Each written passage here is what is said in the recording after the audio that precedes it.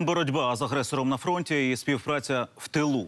Майже 40 мільйонів доларів за останні 3 місяці Україна виклала за російську та білоруську електроенергію. Хоча українські енергетики готові дати світло всій Україні, і нам у домівки, і підприємствам, то чому ми почали купувати у країни-агресора? Та чи дійсно дешева енергія Запорєбріка буде дешевою і в Україні? Ірина Щербак дізнавалась. Завідувачка Маріупольського дитсадка показує сьогодні, скільки у вересні заплатили за світло. У вересні місяці ми перерахували за використання електричної енергії у сумі 21 тисяча 657 гривень 44 копійки.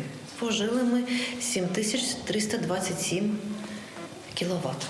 Це були українські кіловати, а в жовтні ми почали купувати імпортні. Все завдяки так званій поправці Андрія Геруса. Купуємо світло з Росії і Білорусії. Чиновники обіцяли, так буде дешевше. Лунали такі заяви з боку Андрія Геруса про те, що імпорт електроенергії з Росії дає можливість знизити вартість електроенергії для населення. І от як аргумент називалися там школи, лікарні, садочки. Та де купити дешеві кіловати для маріупольського садочка, керівництво не знає. За листопад 25 тисяч 343 гривні, 10 тисяч 607 кіловат. Не суттєво вона відрізняється. Аби Україна більше купувала, Росія занижує ціну.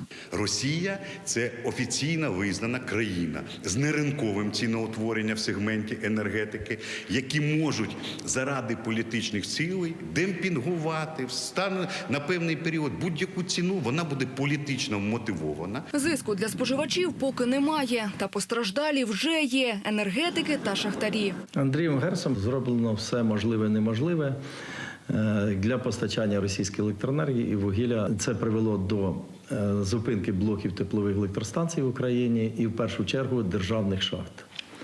Люди залишилися без роботи. З початку грудня державний енергоатом недовиробив 83 мільйони кіловат-годин і, як наслідок, втратив близько 100 мільйонів гривень власного прибутку. А це, відповідно, робочі місця атомників, їх заробітні плати. Парламент вніс правку в закон, яка зупиняє імпорт з Росії. Лиш згодом зрозуміли – заборона часткова. На жаль, нас знову обдурили. Була прийнята така редакція цього закону, яка якби закриває одну шпарину, а насправді, як виявляється, відкриває іншу. Коли тепер російська електроенергія йде через Білорусь, і крім того, залишається відкритим так званий ринок на добу. Депутати шахтарських регіонів звернулись до президента. Підприємства зупиняються, люди будуть без зарплати, а міста без податків. Прохання докласти усіх зусиль, аби імпорт електроенергії з країни-агресора, а також Республіки Білорусь, був заборонений на усі сегменти ринку електроенергії України. Якщо в бюджеті не буде грошей, то дитячі садочки, школи, лікарні можуть взагалі залишитись без світла, бо платити не буде чим. Ірина Щербак, Артем Попов, Олександр Давиденко. Новини сьогодні.